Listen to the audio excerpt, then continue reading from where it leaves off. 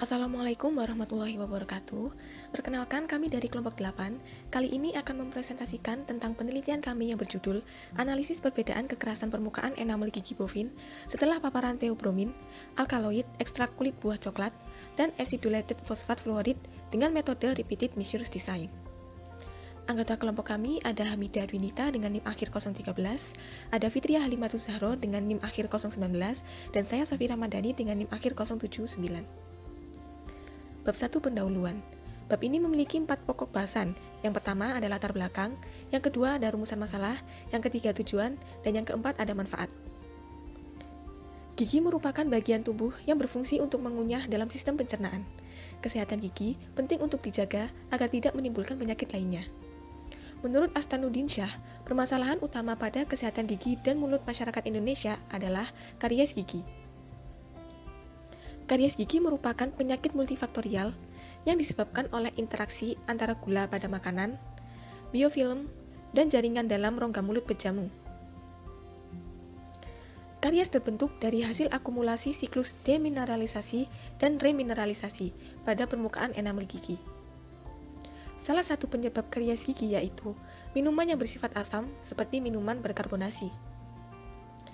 Irawan et al. Dalam penelitiannya menyatakan bahwa perendaman gigi dengan minuman berkarbonasi selama 75 menit secara signifikan menurunkan kekerasan enamel gigi. Enamel adalah lapisan gigi terluar yang memiliki struktur paling keras dalam tubuh manusia. Ketika asam kontak dengan enamel, maka terjadi demineralisasi dan penurunan kekerasan enamel. Inilah tahap awal terjadinya karies. Sebagian besar produk kesehatan gigi memiliki kandungan fluor sebagai bahan aktif untuk mencegah perkembangan karies. Fluor dapat digunakan dengan cara sistemik dan topikal. APF 1,23% merupakan agen fluor topikal yang paling umum digunakan karena stabilitas dan ketersediaannya. APF dapat berupa larutan, foam, dan gel. Pada tahun 2017, Eda Aratmaden dan tim telah melakukan penelitian yang menunjukkan bahwa pengaplikasian gel APF memberikan efek tertinggi jika dibandingkan dengan saliva artifisial dan CCP-ACP. Kulit buah coklat merupakan bahan alami yang memiliki banyak manfaat.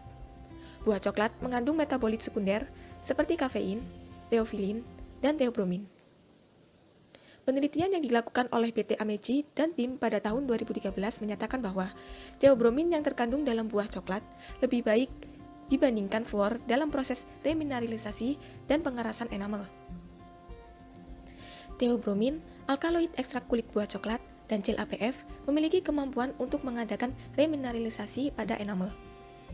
Oleh karena itu, penelitian dengan judul Perbedaan Kekerasan Permukaan Enamel Gigi Bovin setelah paparan theobromine, alkaloid ekstrak buah coklat, dan acidulated fosfat fluorid karya Jessica Sharon Christiane Palevi dari Fakultas Kedokteran Gigi Universitas Airlangga, kami jadikan sumber penelitian ini. Namun, teknis pengujian penelitian tersebut menggunakan repeated measure ANOVA pada setiap perlakuan. Sedangkan penelitian ini menguji semua perlakuan dalam satu pengujian repeated measure ANOVA. Selain itu, penelitian tersebut tidak menganalisis interaksi antara faktor waktu dan perlakuan, serta tidak menyebutkan perlakuan apakah yang terbaik yang menghasilkan rata-rata kekerasan permukaan enamel gigi bovin paling tinggi. Sehingga, selain menganalisis perbedaan rata-rata hasil dari keempat perlakuan antara faktor waktu pada penelitian ini, akan dianalisis juga mengenai interaksi antar faktor waktu dan perlakuan, serta menganalisis perlakuan apakah yang terbaik yang menghasilkan rata-rata kekerasan permukaan enamel gigi bovin paling tinggi. Kemudian rumusan masalah. Yang pertama, apakah terdapat perbedaan rata-rata hasil dari keempat perlakuan? Yaitu yang pertama, perendaman dengan minuman berkarbonasi, yang kedua, perendaman dalam minuman berkarbonasi, lalu dipapar theobromine, yang ketiga, perendaman dalam minuman berkarbonasi, lalu dipapar alkaloid ekstrak kulit buah coklat, dan yang terakhir ada perendaman dalam minuman berkarbonasi, lalu dipapar APF, antara waktu awal, sesudah demineralisasi, dan sesudah remineralisasi. Yang kedua, apakah terdapat interaksi antara faktor waktu dan perlakuan? Yang ketiga, perlakuan apakah yang terbaik dari keempat perlakuan yang menghasilkan rata-rata kekerasan enamel gigi paling besar? Tujuan dari penelitian ini yaitu yang pertama, menganalisis perbedaan rata-rata hasil dari keempat perlakuan. Yang pertama ada perendaman dengan minuman berkarbonasi, yang kedua perendaman dalam minuman berkarbonasi, lalu dipapar teobromin, yang ketiga perendaman dalam minuman berkarbonasi, lalu dipapar alkaloid ekstrak kulit buah coklat, dan yang terakhir ada perendaman dalam minuman berkarbonasi, lalu dipapar APF, antara waktu awal, sesudah demineralisasi, dan sesudah remineralisasi. Yang kedua, menganalisis interaksi antara faktor waktu dan perlakuan. Yang ketiga, menganalisis perlakuan apa yang terbaik dari keempat perlakuan yang menghasilkan rata-rata kekerasan enamel gigi paling besar. Kemudian manfaat. Penelitian ini diharapkan dapat memberikan pengetahuan mengenai perbedaan kekerasan permukaan enamel gigi bovin setelah paparan theobromine, alkaloid ekstrak kulit buah coklat, dan acidulated phosphate fluoride. Selanjutnya bab 2 tinjauan pustaka. Bab ini memiliki 9 pokok bahasan. Yang pertama, ada kandungan kulit buah coklat. Tanaman buah coklat merupakan tanaman yang tumbuh pada hutan tropis dengan curah hujan tinggi. Secara garis besar, tanaman coklat dapat dibagi menjadi 2 bagian, yaitu bagian vegetatif yang meliputi akar, batang, dan daun, serta bagian generatif yang meliputi bunga dan buah. Kulit buah coklat memiliki 10 alur dengan tebal sekitar 1-2 cm. Hasil penelitian oleh Kaya Putri dan tim pada tahun 2014 menyatakan bahwa kulit buah coklat memiliki kandungan flavonoid, tanin, polifenol, saponin, dan triterpenoi. Kemudian, alkaloid kulit buah coklat. Buah coklat mengandung metabolit sekunder dalam bentuk alkaloid purin yang berasal dari santin seperti kafein, teofilin, dan teobromin. Senyawa metabolit sekunder merupakan senyawa kimia organik yang memiliki kemampuan bioaktivitas dan disintesis oleh suatu organisme untuk memenuhi kebutuhannya serta mempertahankan keberadaannya dalam berinteraksi dengan organisme lain. Kemudian ada teobromin. Teobromin adalah bubuk putih yang keras, tidak berbau, dan memberikan rasa pahit pada coklat. Teobromin memiliki peran dalam mekanisme pertahanan diri tanaman coklat. Teobromin pertama kali ditemukan dalam ekstrak kakao oleh Bos Kresenki pada tahun 1842. Selanjutnya APF. APF merupakan salah satu fluorid topikal yang sering digunakan dalam kedokteran gigi. Agen fluorid topikal menghasilkan endapan pada permukaan enamel berupa kristal kalsium fluorid yang diyakini dapat menghambat demineralisasi dan menginisiasi remineralisasi. APF dapat bekerja efektif pada 30-50% kasus karies.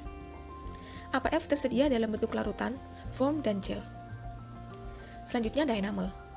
Enamel adalah lapisan gigi terluar yang memiliki struktur terkuat dalam tubuh manusia. Meski memiliki struktur yang kuat, namun enamel dapat mengalami kerusakan yang disebabkan oleh makanan dan minuman bersifat asam. Enamel yang rusak tidak dapat tergantikan secara alami oleh tubuh, sehingga penting untuk menjaga enamel gigi dalam kondisi terbaik. Selanjutnya, kristal apatit. Apatit merupakan suatu senyawa dari kelompok kalsium fosfat yang memiliki rumus kimia Ca10PO46X2, dengan X dapat berubah fluoro, hidroksida, kloro, atau karbonat. Kristal apatit umumnya adalah hidroksiapatit yang berbentuk heksagonal. Kemudian ada demineralisasi dan remineralisasi. Demineralisasi merupakan proses hilangnya mineral, sedangkan remineralisasi merupakan pengembalian mineral yang hilang. Demineralisasi dan remineralisasi merupakan proses dinamis yang terjadi terus-menerus di permukaan gigi, di mana terdapat pertukaran kalsium dan fosfat. Demineralisasi terjadi ketika pH berada di bawah pH kritis biofilm, yaitu 5,1, dan remineralisasi terjadi ketika pH berada di atas pH kritis biofilm. Selanjutnya, kekerasan permukaan. Kekerasan permukaan yaitu resistensi material terhadap tekanan. Kekerasan permukaan dapat diukur menggunakan indikator untuk memberikan pengaruh pada material sampel uji. Salah satu uji kekerasan permukaan yaitu Vickers Hardness Tester, yang memiliki satuan berupa Vickers Hardness Number atau yang disingkat VHN. Vickers Hardness Tester dapat dilakukan dengan mata uji berupa intan berbentuk kotak dan dasar berbentuk piramida yang akan menimbulkan bekas pada material uji berupa cekungan trapesium dengan garis horizontal. Kemudian ada minuman berkarbonasi. Minuman berkarbonasi atau cola adalah campuran dari gula, kafein, asam fosfat, pewarna, dan zat penyedap. Asam fosfat sebagai bahan aktif dalam minuman ini memiliki pH kurang dari 3. Namun, rasa minuman ini tidak asam karena adanya penambahan gula dalam jumlah yang besar. Larutan asam fosfat dalam minuman berkarbonasi dapat menyebabkan demineralisasi pada gigi.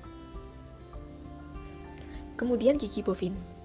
Gigi bovin adalah pengganti gigi manusia yang paling banyak digunakan dalam studi gigi. Yassen, Platt, dan Hara pada tahun 2011 menyebutkan dalam penelitiannya bahwa terdapat kesamaan pada rasio kalsium dan fosfat dari mineral yang dikeluarkan dari permukaan enamel selama proses demineralisasi serta karakteristik remineralisasi pada gigi bovin dan gigi manusia. Selanjutnya ada metode ekstraksi. Ekstraksi pelarut adalah metode pemisahan komponen suatu campuran menggunakan suatu pelarut untuk menarik zat aktif dalam sampel.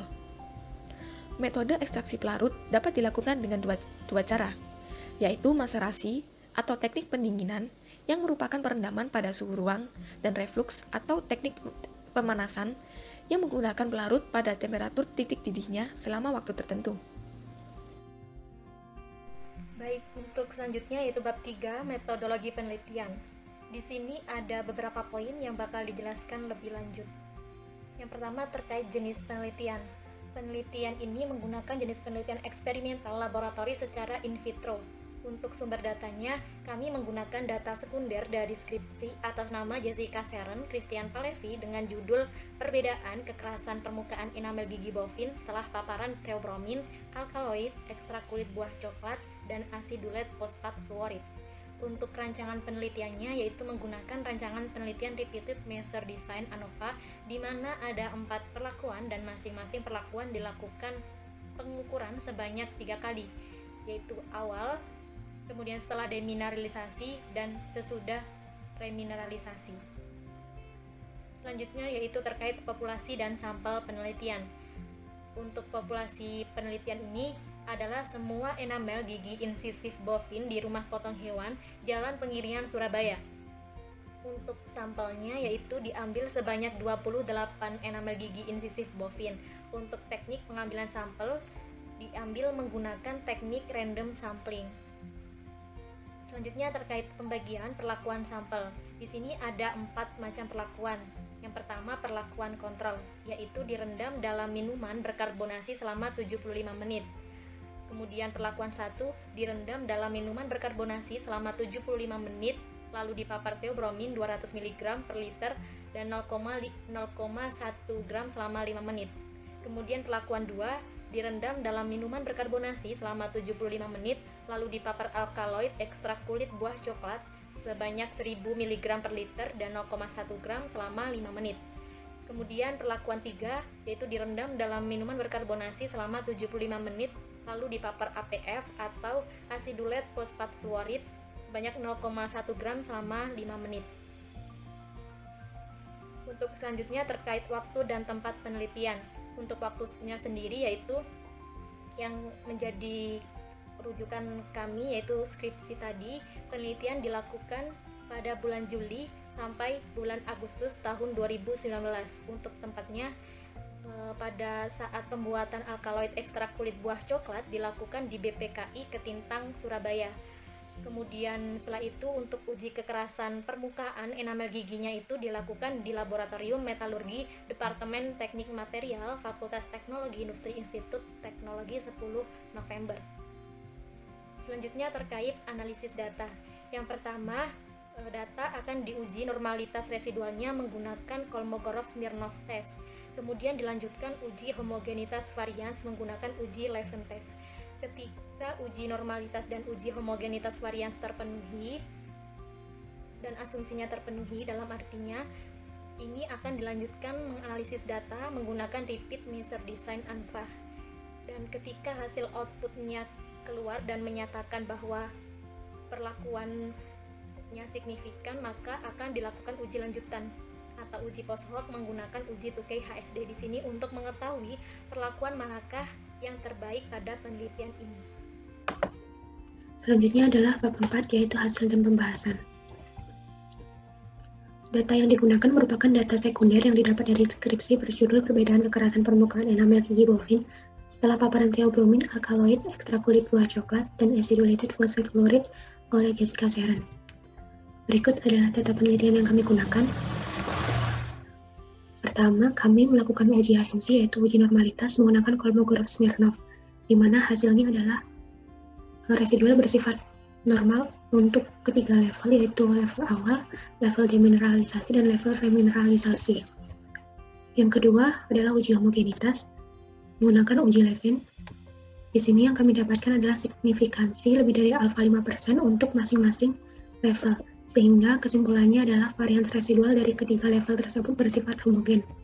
Kemudian untuk repeated measures ANOVA, hipotesis yang diuji dalam penelitian ini, yang pertama adalah hipotesis untuk menguji perbedaan rata-rata H0-nya vektor μ1 sama dengan vektor μ2 sama dengan vektor μ3 sama dengan 0. Untuk H1-nya minimal ada 1 I di mana μI tidak sama dengan 0 dengan I sama dengan 1 sampai 3.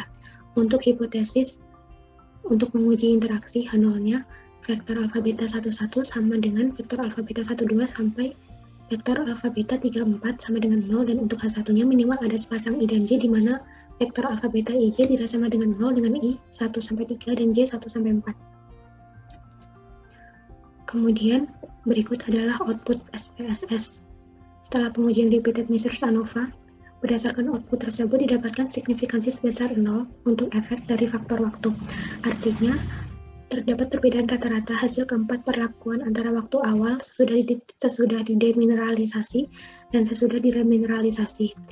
Dan juga pada output tersebut menunjukkan signifikansi sebesar 0 untuk interaksi antara waktu dan perlakuan sehingga diputuskan untuk menerima H0. Oleh karena itu dapat disimpulkan bahwa terdapat interaksi antara faktor waktu dan perlakuan.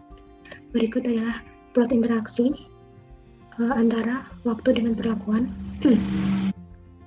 Dapat dilihat bahwa terdapat interaksi antara perlakuan dan ketiga waktu karena adanya pepotongan pada masing-masing garis perlakuan, dan pada plot tersebut dapat diketahui pula bahwa terjadi penurunan kekerasan enamel gigi bovin yang drastis setelah mengalami demineralisasi pada keempat perlakuan. Kemudian setelah mengalami remineralisasi terjadi peningkatan kekerasan enamel kembali pada keempat perlakuan, di mana peningkatan tertinggi adalah perlakuan theobromin. Selanjutnya, berdasarkan hasil uji efek perlakuan tersebut didapatkan signifikansi 0,003 sehingga dapat disimpulkan bahwa keempat perlakuan bahwa terdapat perbedaan rata-rata keempat perlakuan antara waktu awal sudah demineralisasi dan sesudah remineralisasi. Kemudian kita lakukan uji post hoc. Berdasarkan hasil uji Tukey dapat disimpulkan bahwa rata-rata hasil perlakuan alkaloid berbeda dengan kontrol karena signifikansinya sebesar 0,017. Selain itu, rata-rata hasil perlakuan theobromin juga berbeda nyata dengan kontrol karena signifikansinya 0,004. Kemudian melihat dari tabel homogeneous subset, didapatkan dua pengelompokan. Kelompok pertama adalah kontrol dan perlakuan APF, sedangkan kelompok kedua adalah perlakuan APF, alkaloid, dan theobromin. Perlakuan yang berada pada kelompok yang sama tidak memiliki perbedaan rata-rata yang signifikan. Untuk rata-rata perlakuan kontrol tidak berbeda nyata dengan APF, tetapi berbeda nyata dengan alkaloid dan theobromin. Dalam hal ini, perlakuan APF berada pada dua kelompok dan cenderung masuk pada kelompok pertama karena signifikansi kelompok pertama yang lebih besar dibandingkan kelompok kedua. Namun meski begitu, karena signifikansi perlakuan APF dengan perlakuan lain kurang dari alfa 5%, maka rata-rata hasil perlakuan APF tidak berbeda nyata dengan perlakuan kontrol, theobromin, dan alkaloid. Dan juga pada tabel tersebut dapat dilihat bahwa perlakuan theobromin memiliki rata-rata kekerasan enamel paling tinggi, sehingga dapat disimpulkan bahwa perlakuan theobromin merupakan perlakuan terbaik. Kemudian kita akan mencoba untuk melakukan pengujian di SPSS langsung. Nah, di sini sudah dimasukkan datanya, kemudian kita klik Analyze, General Linear Model, kemudian Repeated Measures. Untuk within subject factor name-nya kita bisa ganti waktu dengan number of levels-nya 3. Kemudian kita masukkan levelnya ke dalam within subject variable. Perlakuannya masuk ke between subject factor. Modelnya kita pilih custom.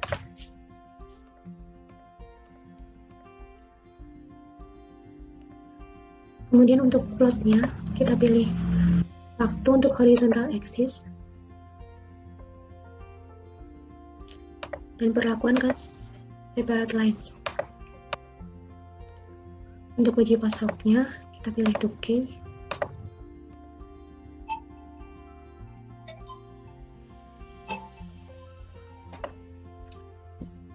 Kemudian kita save residualnya, klik options,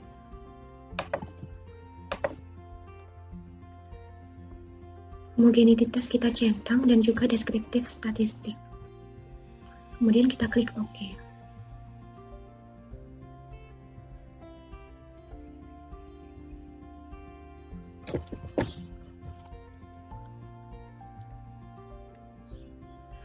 Berikut adalah output dari pengujian SPSS, didapat deskriptif statistik seperti ini.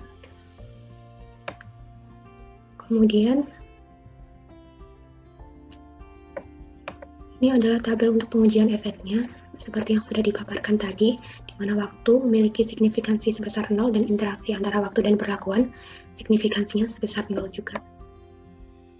Kemudian ini adalah Levin test untuk uji homogenitas, di mana untuk level awal signifikansinya sebesar 0,802, level demineralisasi sebesar 0,09, dan level remineralisasi sebesar 0,058. Dan untuk test of between subject effect, signifikansi untuk perlakuan sebesar 0,003. Kemudian ini merupakan post hoc test menggunakan uji Tukey. Untuk alkaloid berbeda nyata dengan kontrol, yaitu karena signifikansinya sebesar 0,017, dan tidak berbeda nyata dengan APF dan theobromine karena signifikansinya lebih dari alfa. Kemudian untuk kontrol juga theobromine berbeda nyata karena signifikansinya sebesar 0,004.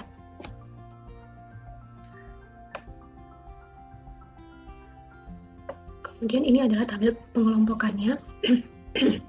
Seperti yang sudah dijelaskan tadi, bahwa theobromine memiliki rata-rata kekerasan enamel tertinggi, dan juga di sini dapat diketahui perlakuan kontrol berbeda nyata dengan alkaloid dan theobromine. Ini adalah plot interaksi yang sudah dipaparkan tadi. Selanjutnya adalah untuk bab 5, yaitu kesimpulan dan saran. Untuk kesimpulan uji asumsinya, residual berdistribusi normal dan varians residual masing-masing level bersifat homogen. Untuk kesimpulan RMA-nya, terdapat perbedaan rata-rata hasil keempat perlakuan antara waktu awal, sesudah demineralisasi, dan sesudah remineralisasi. Juga terdapat interaksi antara faktor waktu dan perlakuan. Untuk kesimpulan uji post hoc-nya, rata-rata kekerasan enamel pada gigi bovin akibat perlakuan kontrol berbeda nyata dengan perlakuan alkaloid dan theobromine.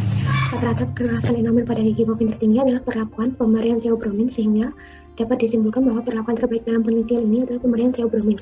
Untuk sarannya, theobromine ekstrak kulit buah coklat dapat dijadikan suatu inovasi senyawa untuk pembuatan produk, meningkatkan kekerasan enamel pada gigi bovin. Namun perlu dilakukan penelitian selanjutnya mengenai pengaruh penggunaan theobromine ekstrak kulit buah coklat terhadap sifat mekanik gigi lainnya, dan juga penelitian mengenai pengaruh penggunaan theobromine ekstrak kulit buah coklat terhadap komposisi enamel gigi menggunakan gigi manusia. Sekian dari kami. Wassalamualaikum warahmatullahi wabarakatuh.